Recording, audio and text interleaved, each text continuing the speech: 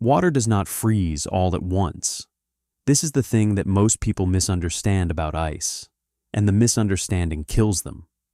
They think of freezing as an event. The temperature drops below 32 degrees and the water turns to ice, the way a light turns off when you flip the switch. Instant, complete, one moment liquid, the next moment solid.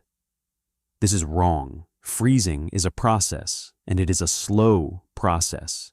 And it begins not at 32 degrees, but at the surface, where the water meets the air. Because the air is what carries the cold, and the surface is where the cold enters the water. A bucket of water sitting outside on a night when the temperature drops to 0 does not freeze solid.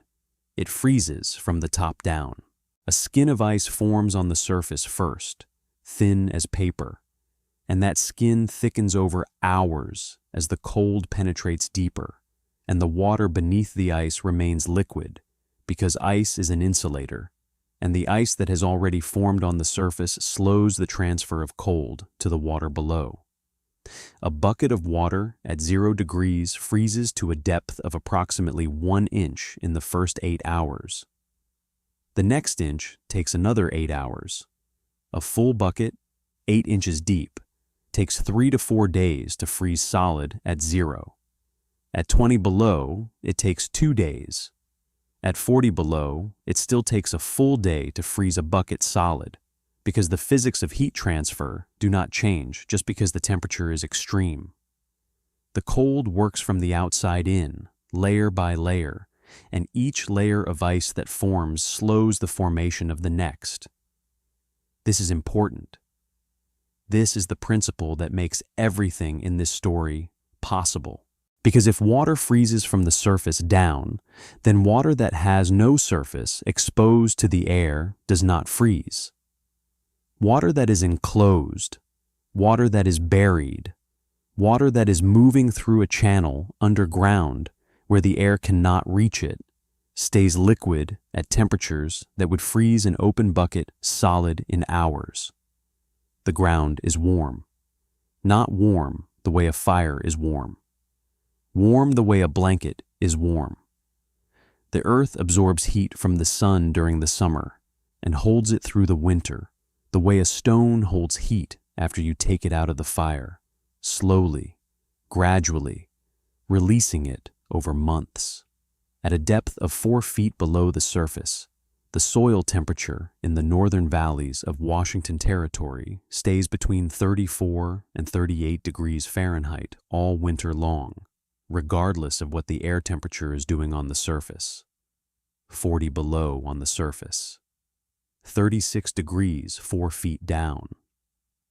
That is the difference.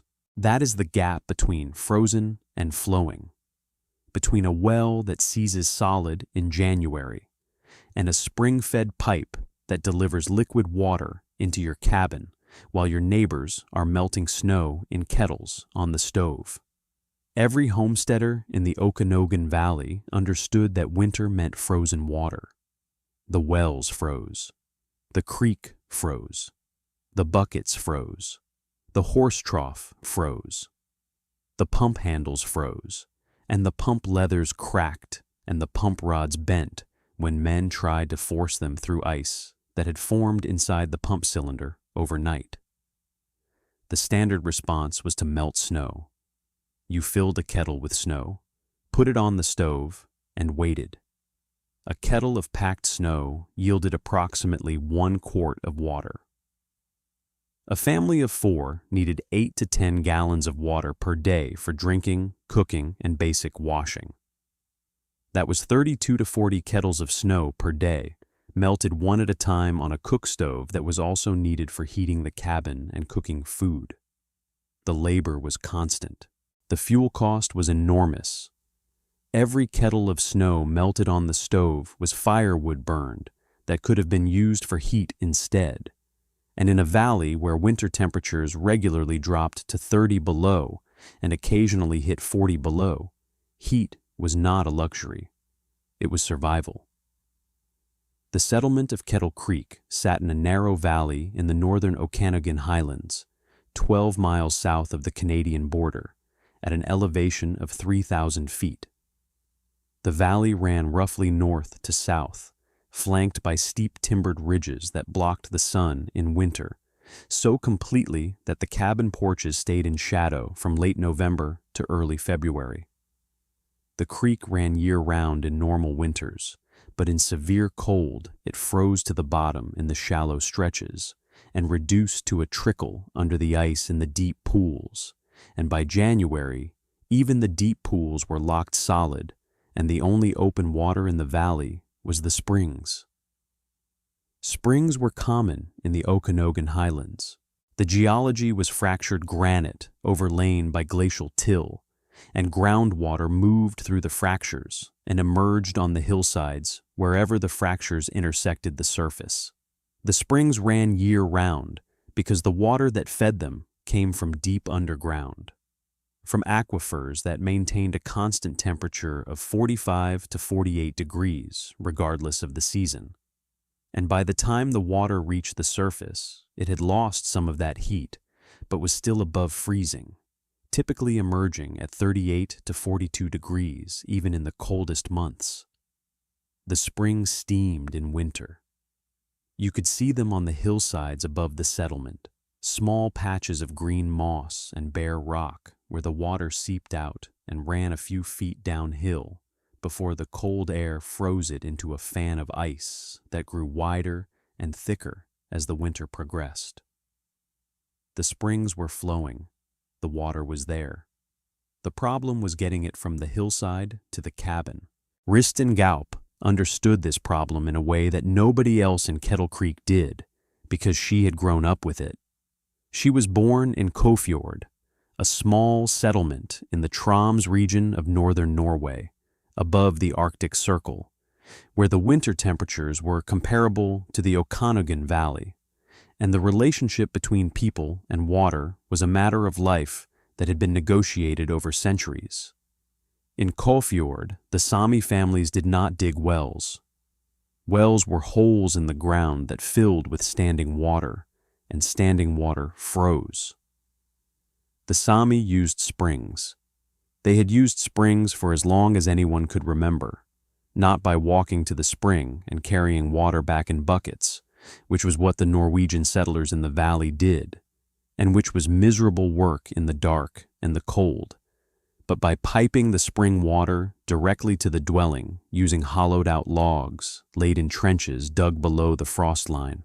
The technique was called a vassrenn in Norwegian, but the Sami word was older, and Ristin did not use the Norwegian word because the Norwegian word described a channel, and the Sami technique was not a channel.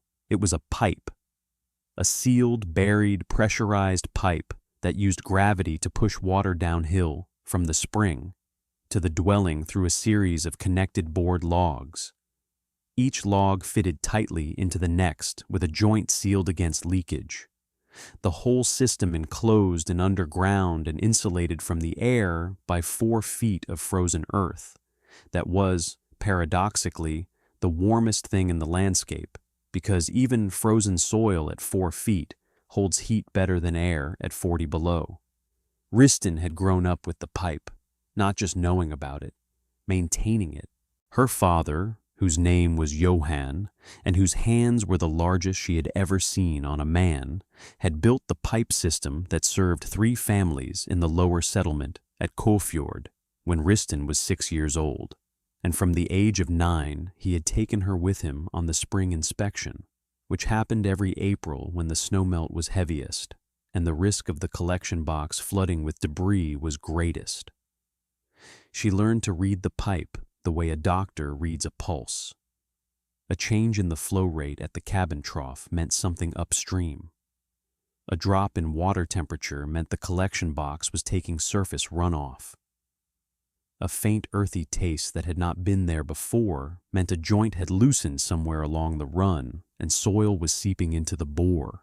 Her father taught her to find a leaking joint by walking the trench line in spring and looking for a patch of ground that was wetter than the ground around it, because even a small leak at 4 feet deep would wick moisture upward through the soil and show on the surface as a dark spot in the snowmelt. He taught her to repair a joint without digging up the entire trench, opening a narrow pit directly over the leak, exposing the joint, scraping away the old compound, reheating fresh pitch and tallow, and resealing the connection in an hour. He taught her that the pipe was not a thing you built and forgot. It was a thing you listened to. Riston and Aslak arrived in the Okanagan Valley in the spring of 1887. They had come from Minnesota, where they had spent 3 years working in the logging camps near Duluth, Aslak as a faller, and Riston as a camp cook, saving money and learning English and waiting for the right piece of land. The Okanagan Valley was the right piece of land because it looked like Kofjord. Not exactly. The trees were different, ponderosa pine instead of birch and spruce. The mountains were different, rounder and drier than the sharp wet peaks of northern Norway. But the valley was narrow, and the creek ran through it, and the hillsides were steep, and the springs seeped from the rock faces, and the winters were cold, in the specific way that Riston recognized. The still, deep cold of a mountain valley, where the air settles and the temperature drops, and the world goes quiet in a way that only happens when the thermometer passes 30 below. She stood in the valley in March of 1887, and she looked at the hillside above the flat bench where they would build the cabin, and she saw the spring. A seep, emerging from a crack in a granite ledge about 200 feet upslope from the bench, marked by a patch of bright green moss that stood out against the brown winter hillside like a flag. The water trickled over the moss and down the rock face and froze into a curtain of ice that hung from the ledge like a beard. But behind the ice, the water was still moving.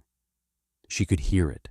She put her hand on the rock beside the seep and felt the faint warmth of it, 40 degrees against her palm, while the air around her was 15 below. She turned to Aslak and said in Sami, "This is the place." The cabin went up that spring and summer, a solid structure of peeled ponderosa logs with a cedar shake roof and a stone fireplace built by Aslak from creek cobblestones mortared with clay. By August, the cabin was weather-tight, and Riston began work on the pipe. The pipe was board log.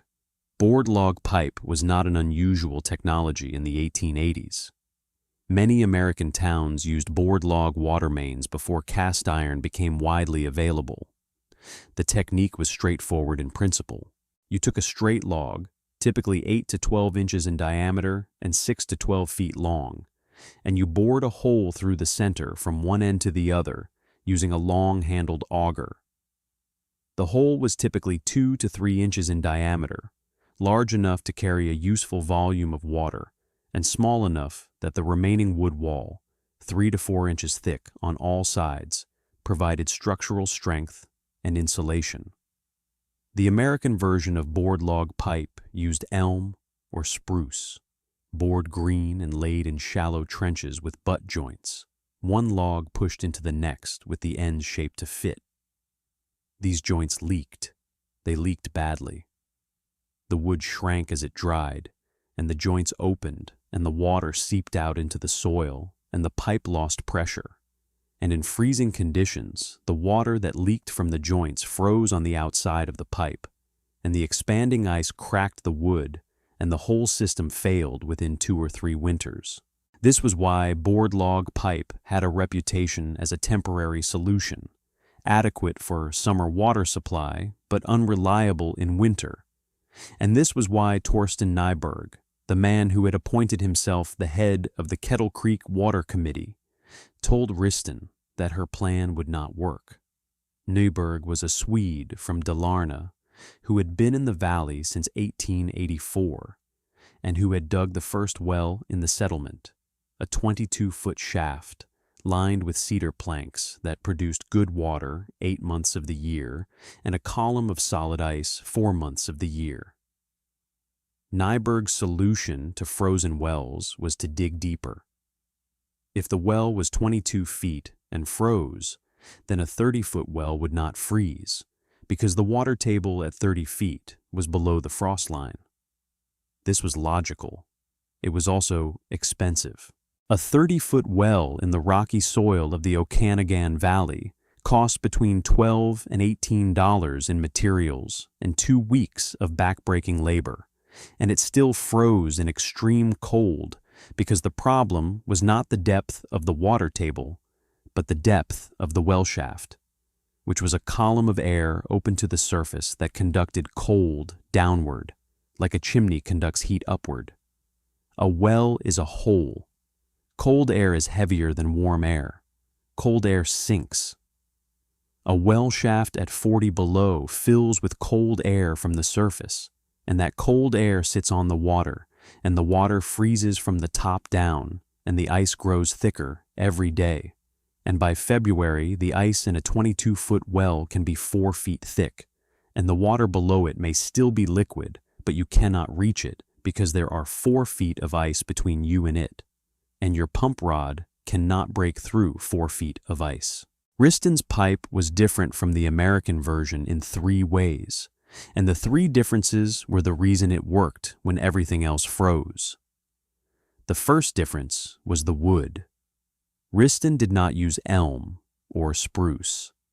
She used tamarack, the western larch that grew on the north-facing slopes above the valley.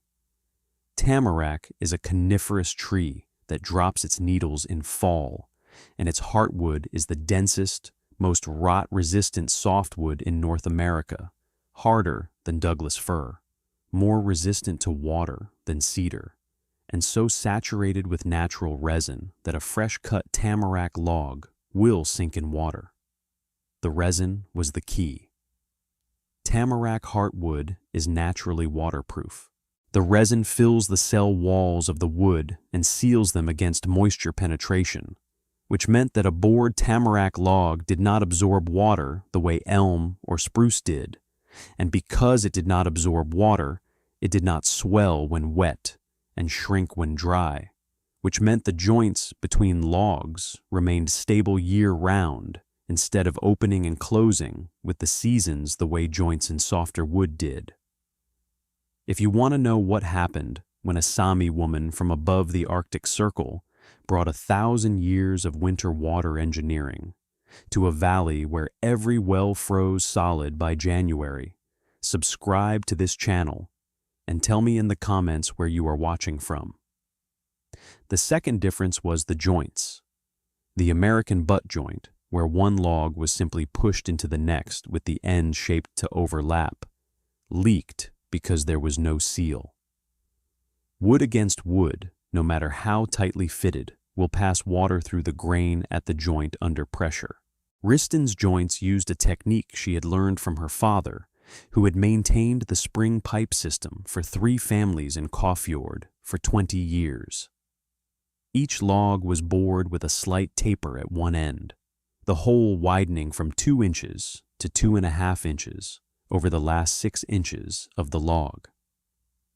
The next log was shaped with a matching taper on its leading end, a tongue of wood that fit into the widened bore of the previous log like a cork in a bottle. Before joining, Wriston coated the tongue with a compound of pine pitch and rendered bare tallow, heated together in a small iron pot until they blended into a thick, dark paste that smelled of forest and smoke. The pitch provided the waterproof seal.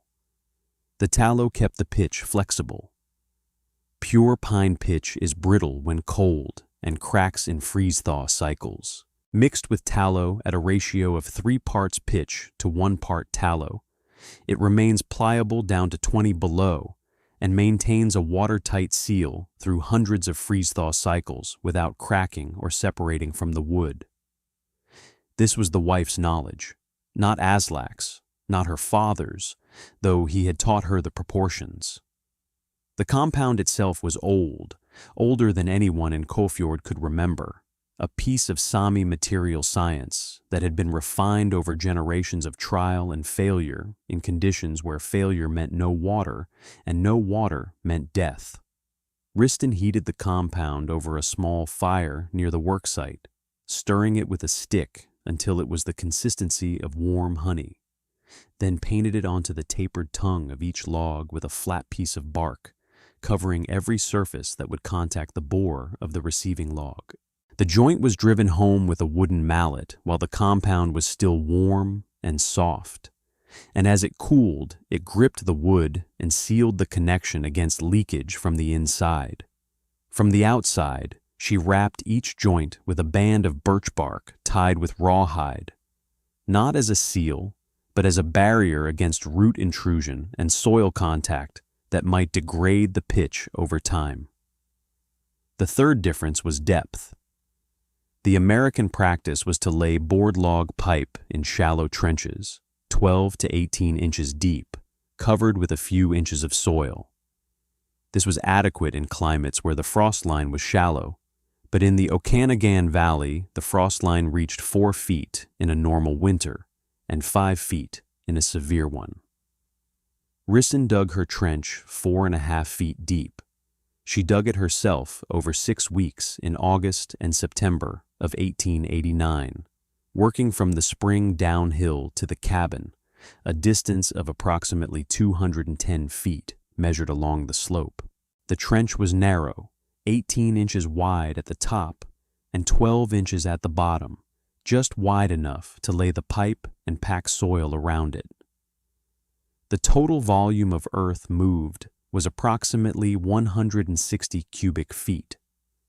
In the rocky glacial soil of the Okanogan Valley, this was brutally hard work. Every foot of trench hit rocks. Small rocks she pried out with a digging bar. Large rocks she worked around, bending the trench line to avoid boulders that would have taken days to remove. Aslak helped with the digging when his other work allowed, but the trench was Ristin's project in the same way that the pipe design was Ristin's project, and she maintained control of the depth and the grade with a level made from a straight stick and a plumb weight of lead fishing sinker on a string. The grade was critical, too steep, and the water would move too fast through the pipe, creating turbulence at the joints that could erode the pitch seal over time. Too shallow, and the water would move too slowly and might not generate enough pressure to push through the full length of the pipe without pooling and stagnating in the low spots. Ristin set the grade at approximately 1 inch of drop per 10 feet of run, a ratio she had learned from her father, and that produced a steady, gentle flow of approximately 1 gallon per minute, fast enough to keep the water moving through the entire system without stopping, slow enough to maintain laminar flow that did not stress the joints. The pipe itself was 35 sections of bored-tamarack, each section 6 feet long, bored to 2 inches in diameter through the center. Aslak did the boring. He built an auger from a length of iron rod with a cutting head forged from a worn-out axe blade, heated and bent and sharpened to a spoon shape that cut a 2-inch hole as it was turned.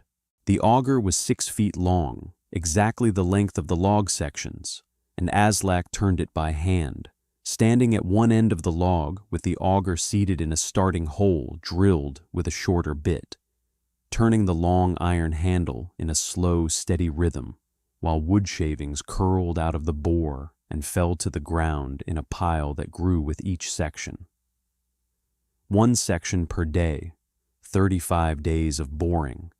The work was monotonous and precise, and Aslak approached it with the same patient focus that he applied to everything, turning the auger at a constant speed, maintaining consistent pressure, checking the alignment every few inches by sighting down the bore with one eye closed and a candle held at the far end of the log.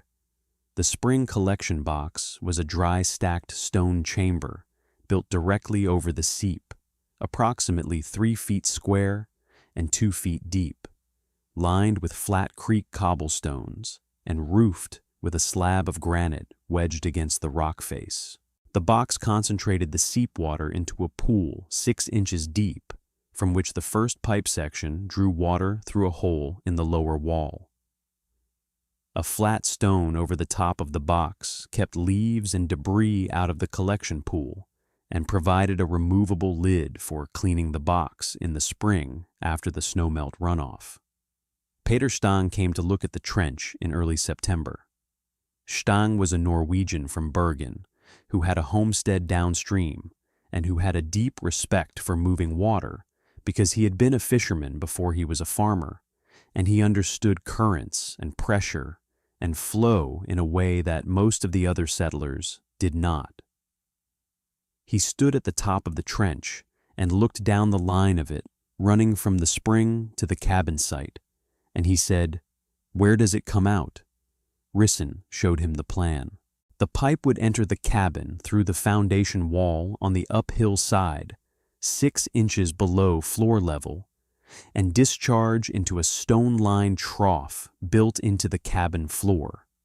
A narrow channel 18 inches wide and 6 inches deep and 4 feet long that would hold approximately 5 gallons of standing water at any time, continuously refreshed by the gravity flow from the spring.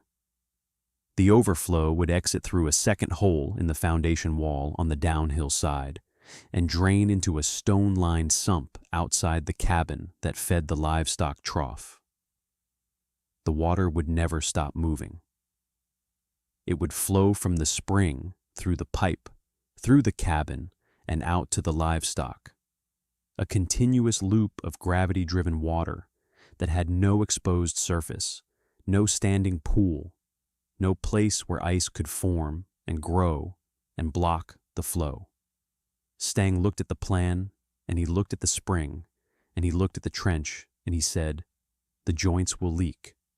Riston said, "No." Stang said, "Every log pipe leaks at the joints." Riston said, "Not this one." She showed him the pitch-and-tallow compound, heating a small amount in a tin cup over a fire and letting him feel the consistency between his fingers, sticky and flexible and warm, and she showed him the tapered joint design and explained how the compound filled the gap between the tongue and the bore and sealed it against pressure from the inside. And Stang looked at the joint and turned it in his hands and pressed on the compound with his thumb and said, "Where did you learn this?" She said, "Kofjord. My father built pipes." Stang was quiet for a moment. Then he said, "I want to see it run."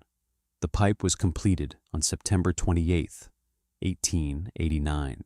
35 sections of bored-tamarack laid end to end in a trench 4.5 feet deep, each joint sealed with pitch and tallow, each joint wrapped in birch bark, the whole system buried under 4 feet of soil and covered with a layer of pine needles and forest duff that Riston raked over the filled trench as additional insulation. The total material cost was $4.60, $2 for the iron rod and axe blade that Aslak forged into the auger, 80 cents for a block of commercial pine pitch from the general store in the nearest town, 60 cents for a tin of rendered tallow. The rest was labor and forest materials that cost nothing. When Riston pulled the stone plug from the collection box and let the spring water enter the first pipe section, nothing happened for approximately 4 minutes. The pipe was 210 feet long and empty, and the water had to fill the entire length before it reached the cabin. She stood in the cabin by the stone trough, and she waited, and Aslak stood outside by the collection box, and they could not see each other because the cabin was around the bend of the hillside from the spring.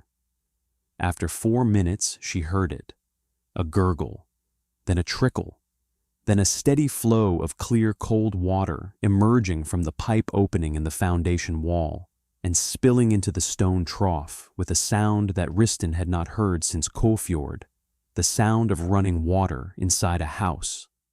The sound that meant that winter could do what it wanted outside because the water was here, inside, flowing, alive. She cupped her hands under the flow and drank. The water was cold and clean and tasted of stone and pine and the deep earth, and she closed her eyes, and she was standing in her father's house in Kåfjord, with the spring pipe gurgling in the trough by the door, and the fire burning, and the snow falling outside, and the water running, always running, because the water never stopped. Torsten Nyberg came to the cabin in October. He had heard about the pipe from Stang, who had told everyone in the settlement about the Norwegian woman's log pipe that carried spring water directly into her cabin. And Nyberg had dismissed it as a novelty that would fail in the first hard freeze. Nyberg's well was 22 feet deep, and he was proud of it, and he had spent $14 digging it, and he did not want to hear that a woman had solved the water problem with $4 worth of tamarack logs and pine pitch. He stood in the cabin and looked at the stone trough with the clear water flowing through it, and he put his hand in the water and felt the temperature, which was 39 degrees, 7 degrees above freezing, and he said, "It will freeze when the cold comes."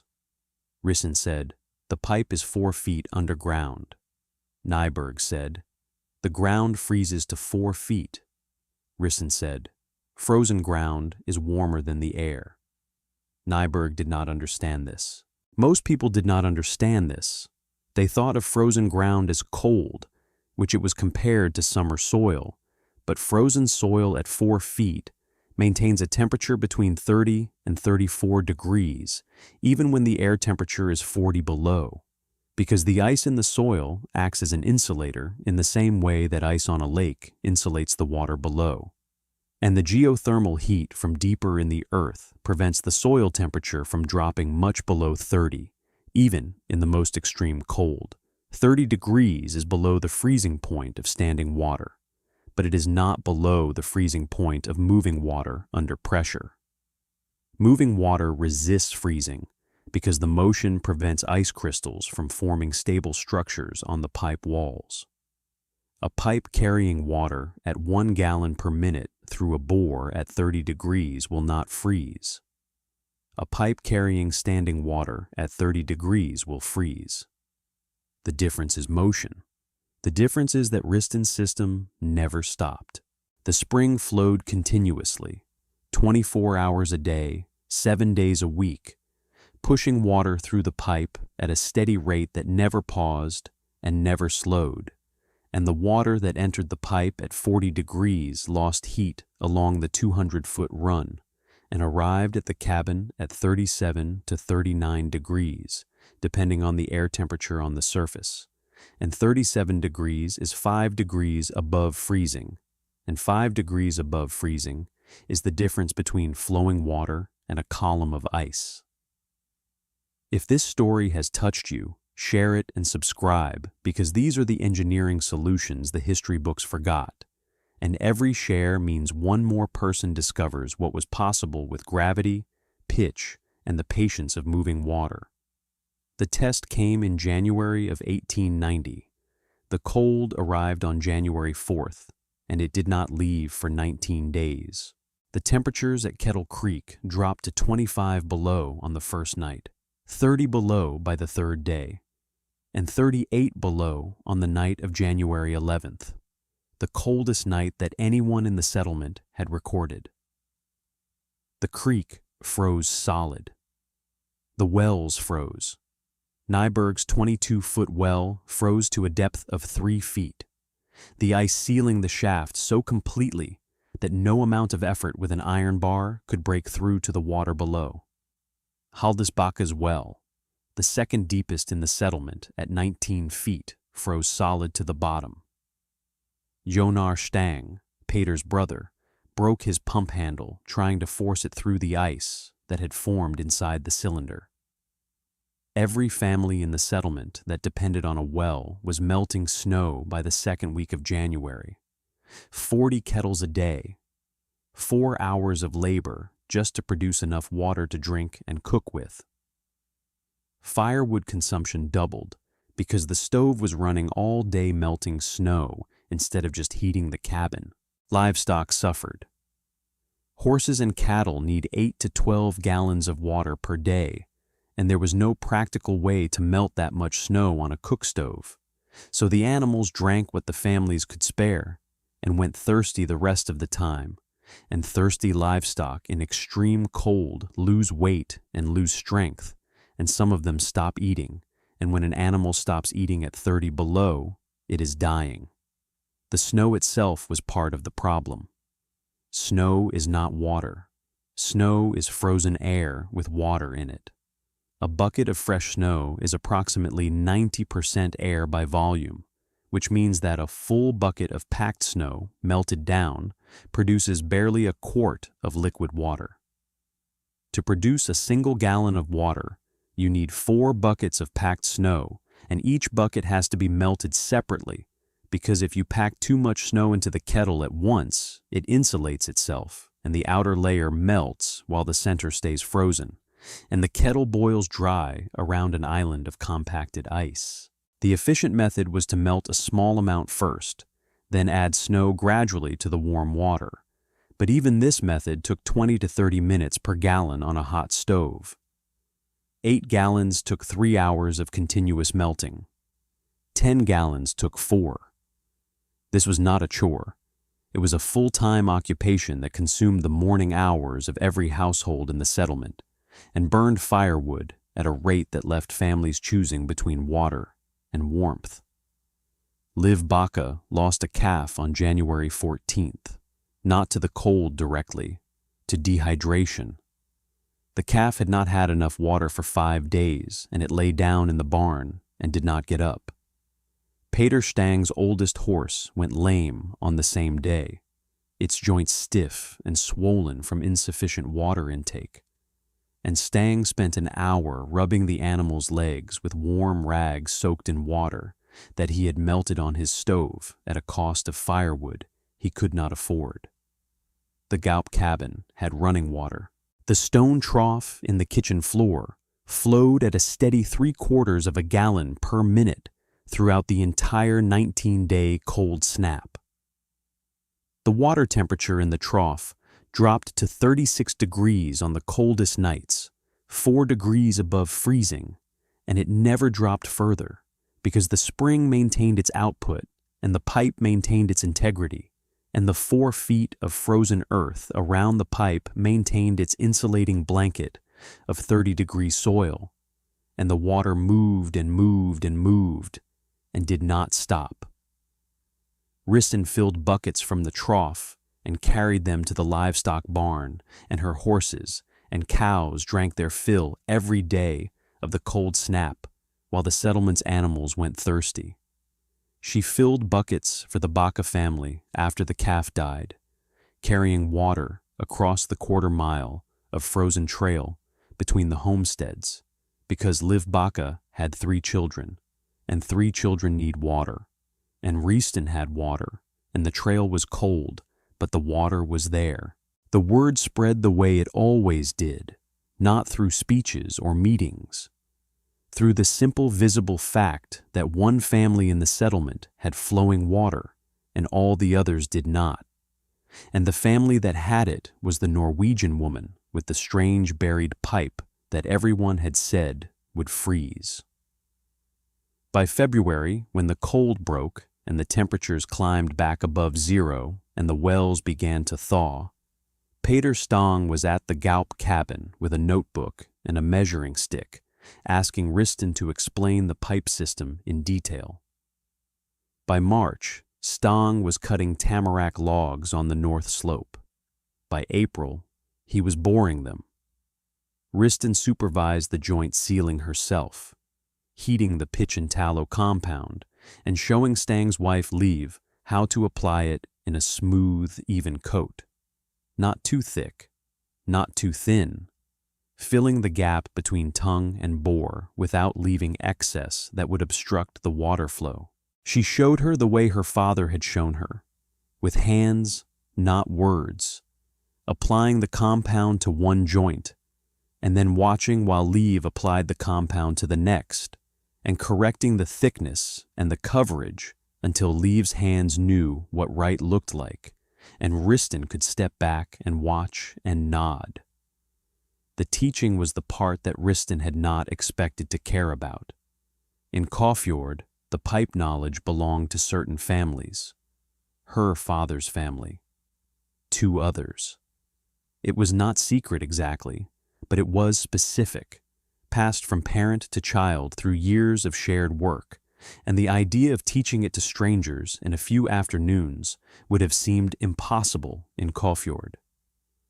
But Kettle Creek was not Kåfjord. In Kåfjord, if your pipe broke, you walked to your father's house and he came and fixed it. In Kettle Creek, there was no one to walk to. If the pipe systems were going to survive, every family that had one needed to understand it well enough to maintain it, to hear when the flow changed, to taste when the water tasted wrong, to find and repair a leaking joint in the spring before the summer heat dried the pitch and widened the gap. So Ristin taught. She taught the joint compound first because the compound was the most critical element and the most difficult to get right. Too much tallow, and the compound was soft and washed away under pressure. Too little tallow, and the compound was brittle and cracked in the first hard freeze. The right ratio, 3:1, produced a compound that held its shape in summer heat and flexed without cracking at 20 below, and the only way to learn the right ratio was to make it wrong a few times and see how the failures felt between your fingers, and then make it right and feel the difference. She taught Liv Bakke. She taught Haldis Nyberg. She taught Jonar Stang's daughter, a girl of 14 named Solveig, who had the quickest hands of any of them, and who sealed her first joint so cleanly that Ristin looked at the work and said nothing, because nothing needed to be said. Stang's pipe was running by June, 140 feet from a spring above his homestead to a trough in his kitchen, 12 sections of bored-tamarack at $3.20 total cost. The following winter, his well froze, as it always had, and his pipe flowed as Ristin's had promised it would, and Stang stood in his kitchen in January with water running through the stone trough, and his children drinking from tin cups, and he thought about the 14 years he had spent in the valley melting snow in kettles, and he said to his wife, "We should have done this first." Nyberg dug his well deeper that summer, 30 feet. He spent $9 on the additional depth and 2 weeks of labor. The following January, the 30-foot well froze to a depth of 5 feet, and Nyberg melted snow again. He did not ask Ristin for help. He did not come to look at the pipe. He was a proud man, and the well was his solution, and he could not bring himself to admit that a woman who had been in the valley for 3 years had solved a problem that he had been fighting for 6. The well was his identity in the settlement. He was the man who had dug the first well. He was the man who understood water. He was the man who had told everyone that wells were the answer, and that deeper wells were the better answer, and he had staked his reputation on depth, on the idea that if you went deep enough, you would get below the cold, and the cold had followed him down every foot he dug, and frozen him out every January, and he could not stop digging, because stopping meant admitting that the direction was wrong, that down was not the answer, when down meant a column of cold air sitting on the water. His wife came. Haldis Nyberg came to the Gaup cabin on a morning in February when Torsten was out cutting firewood, and she stood by the stone trough and watched the water flow, and she said, "How much would it cost for us?" Risson said. $4 if you have a spring on your land. 5 if we need to run the pipe further. Haldis said, We have a spring. Riston said, Then we start when the ground thaws. The Nyberg pipe was completed in August of 1891. Torsten did not help with the construction. He cut firewood while Aslak bored the logs, and Riston and Haldis dug the trench and sealed the joints. When the water first flowed into the stone trough that Haldis had built in her kitchen floor with her own hands, Torsten was not in the cabin. He came in later that evening and heard the water running, and he looked at the trough, and he looked at Haldis, and he did not say anything. He filled a cup and drank. By 1893, 5 of the 9 homesteads in Kettle Creek had spring-fed board log pipe systems. The standard cost ranged from $3 to $6, depending on the distance from spring to cabin.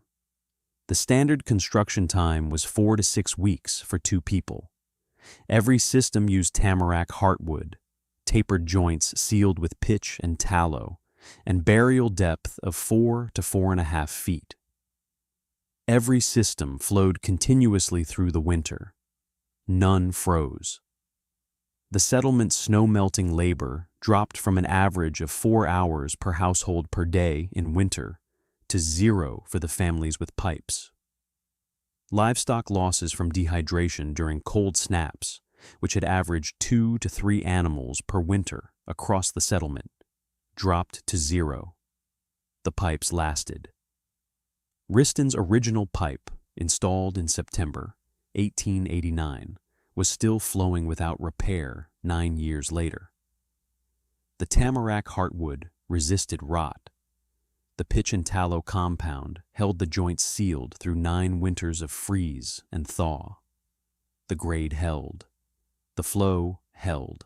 The water moved through the dark, buried channel year after year, 40 degrees at the spring, 37 at the cabin, steady and constant and indifferent to the temperature of the air above it, because the pipe was underground, and underground was warm, and the water was moving, and moving water does not freeze. The pipe did not fight the cold. It avoided the cold. It went below it, beneath the frost line, beneath the reach of the air, into the constant mild warmth of the deep earth where the temperature did not swing and the water did not stop. The wells reached up into the cold. The pipe reached down into the warmth. The difference was direction. No myths, no miracles, just gravity, pitch, and the patience of moving water.